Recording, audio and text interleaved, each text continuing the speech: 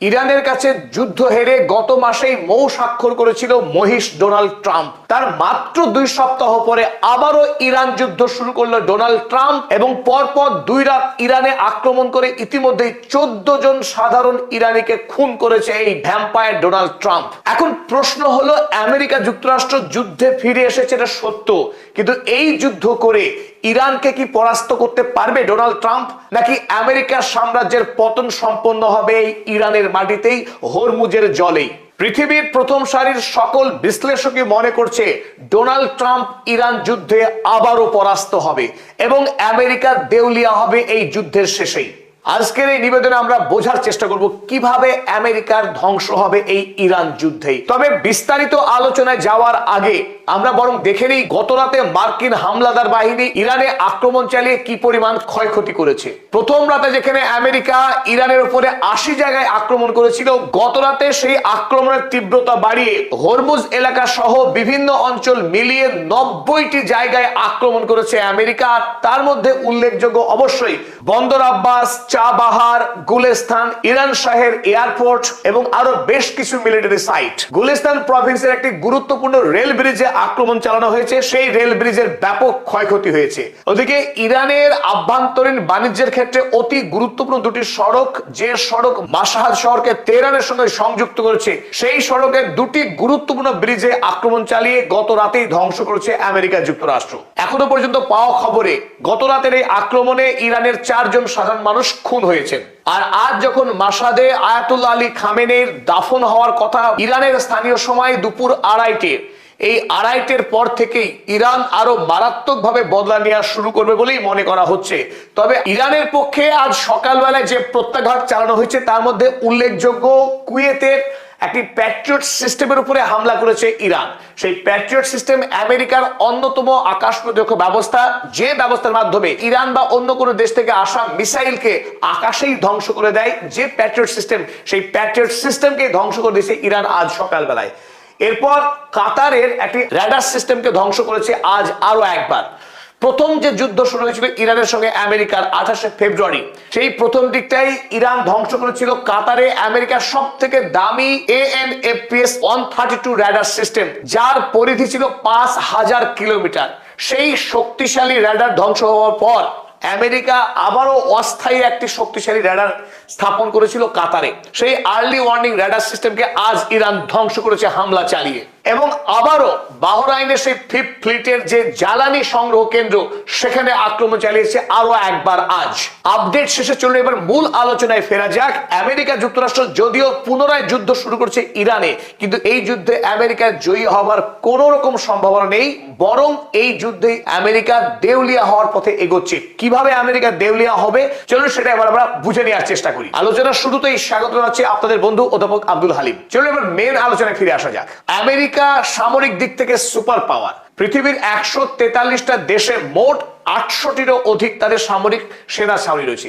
তাই বলে আমেরিকার যে সীমাহীন সামরিক অস্ত্র রয়েছে তার কোনো শেষ নেই, এমনটাও কিন্তু নয়। শুধুমাত্র 4 মাসের ইরান যুদ্ধেই এখনো পর্যন্ত আমেরিকার যে বিপুল পরিমাণের সামরিক ক্ষয়ক্ষতি হয়েছে টাকা এবং অস্ত্রশস্ত্রের, তার একটা ঝটিকা আমরা হিসেব দেখে নিই, তাহলে বুঝতে সহজ হবে কেন আমেরিকা এই যুদ্ধে খুব বেশি দিন টিকতে পারবে না।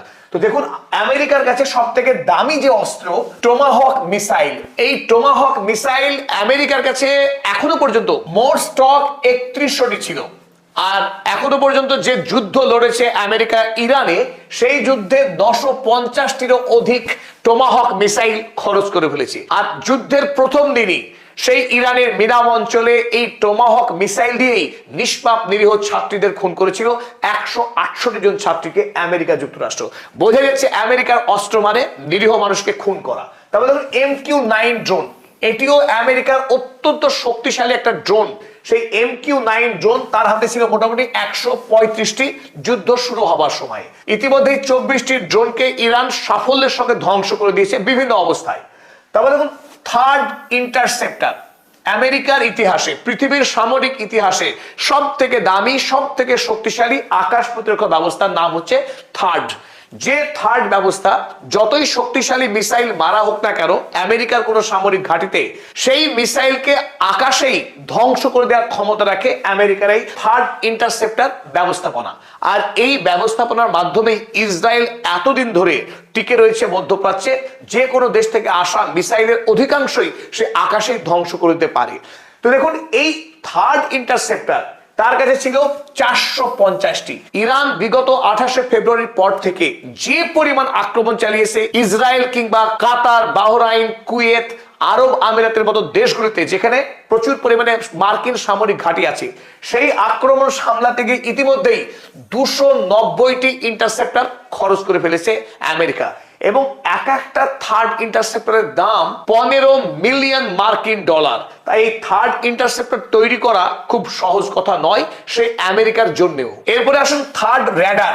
এগুলো বহু মূল্যবান ব্যবস্থা। এই থার্ড র্যাডার আমেরিকার কাছে ছিল অক্ষত 13টি যুদ্ধের সময়ে।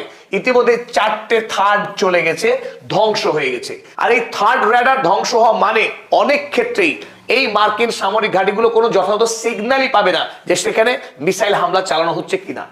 তারপর অন্যান্য এইরকম বহু মূল্যবান দামি অস্ত্রশস্ত্র ইতিমধ্যে খরচ হয়েছে এই যুদ্ধে 17,294-এরও অধিক। সব মিলিয়ে আমরা যদি মোটামুটি একটা হিসেব করি যে আমেরিকা ইরান যুদ্ধে এখনো পর্যন্ত কত টাকা খরচ করেছে, তার পরিমাণ গিয়ে দাঁড়াচ্ছে টোটাল লস 1.1 ট্রিলিয়ন ইউএসডি। এই 1.1 ট্রিলিয়ন ইউএসডি এই টাকার পরিমাণ যে কত বিশাল তা বোঝার জন্য সহজ একটা আমরা তথ্য নিতে পারি। আমেরিকা বর্তমানে অর্থাৎ 2026 সালে বাৎসরিক যত টাকা রোজগার করছে আমেরিকার সরকার, তার 20% টাকা হলো এই 1.1 ট্রিলিয়ন ইউএসডি। আরো একটা সহজ পরিসংখ্যান দিই, এই 1.1 ট্রিলিয়ন টাকা আসলে কত ব্যাপক তা বুঝতে সহজ হবে। এই মুহূর্তে পৃথিবীতে যত মানুষ অভুক্ত আছেন, ক্ষুধার্ত আছেন, পৃথিবীতে যত দারিদ্র আছে, সেই দারিদ্রকে 10 বার মুছে দেওয়া যাবে। অর্থাৎ এই 1.1 ট্রিলিয়ন টাকা পৃথিবীতে যদি দারিদ্র দূরীকরণের ক্ষেত্রে ব্যয় করা হয়, পৃথিবীতে কোনো দারিদ্রই থাকবে না, পৃথিবীতে কোনো ক্ষুধার্ত মানুষ বলে কেউ থাকবে না। অথচ এই বিশাল অঙ্কের টাকাকে কেবলমাত্র যুদ্ধে ব্যয় করার কারণেই গোটা পৃথিবীতে অনাহার, অপুষ্টি এবং হাহাকার নেমে আসছে বিশ্ব জুড়ে। তার আরো একটি বড় সড় তথ্য আপনাদের দিই, শুধুমাত্র এই ইরান যুদ্ধের কারণেই আমেরিকা এবং ইসরায়েল যে অনৈতিক অন্যায় যুদ্ধ শুরু করেছে পৃথিবীতে, এই যুদ্ধের কারণে গোটা পৃথিবীব্যাপী প্রত্যক্ষ খরচের অঙ্ক কত? 2.2 ট্রিলিয়ন ইউএসডি। এই তথ্য কে জানাচ্ছে? ওয়ার্ল্ড পিস ইন্ডেক্স, বিশ্ব শান্তি সংস্থা, তারা জানিয়েছে আমেরিকা যুক্তরাষ্ট্র যত খরচ করেছে, ইসরায়েল যত খরচ করেছে, ইরান যত খরচ করেছে এবং গোটা পৃথিবীতে তেলের দাম অস্বাভাবিক বেড়ে যাওয়ার কারণে যে খরচ হয়েছে, সেই খরচের পরিমাণ 2.2 ট্রিলিয়ন ইউএসডি। যার ফলে পৃথিবীতে আরো নতুন করে অসংখ্য মানুষ গরিব হয়ে গেছেন, অসংখ্য মানুষের মাসিক খরচ অনেকখানি বেড়ে গেছে। এই যুদ্ধের ভয়াবহ প্রভাব বিশ্বব্যাপী ছড়িয়ে পড়েছে। তবে সবচাইতে ক্ষতিগ্রস্ত যে দেশ হয়েছে তার নাম নিশ্চিতভাবেই আমেরিকা যুক্তরাষ্ট্র। আর এই কারণেই আমরা বলছি যে ইরান যুদ্ধে ডোনাল্ড ট্রাম্প তথা মার্কিন সাম্রাজ্যের পতন অনিবার্য। আমেরিকার কাছে যতই ভারী ভারী অস্ত্র থাকুক না কেন, ইরানের কাছে আমেরিকা এই যুদ্ধে খরচ হয়ে যাবে, টিকতে পারবে না।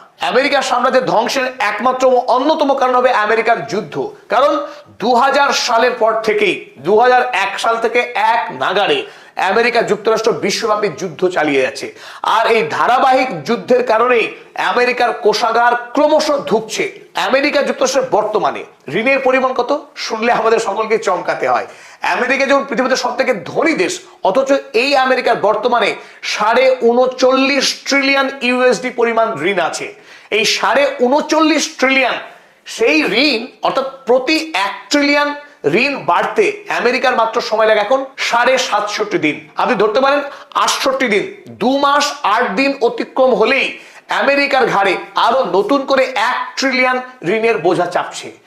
আমেরিকা যুক্তরাষ্ট্র যুদ্ধ করে, সারা পৃথিবীতে অস্ত্র বিক্রি করে, তাই অনেকেই আমরা ভাবতেই পারি যে যুদ্ধ হচ্ছে আমেরিকার রোজগারের রাস্তা, তাই যত যুদ্ধ আমেরিকার তত ফায়দা। কিন্তু এখানেই যত মস্ত বড় ভুল করি আমরা সাধারণ মানুষেরা। কারণ যুদ্ধ যখন হয় আমেরিকা অস্ত্র বিক্রি করে, এটা সত্য কথা, কিন্তু আমেরিকার corporate house, military industrial complex, অর্থাৎ যারা অস্ত্র তৈরি করে, বোয়িং কোম্পানির মতো মালিক যারা, তারা বিপুল পরিমাণের মুনাফা লাভ করে, আমেরিকার সরকার নয়।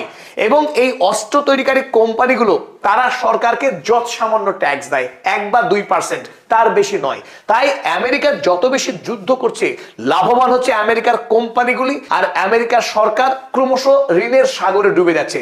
চলুন দেখে নিই পরিসংখ্যান।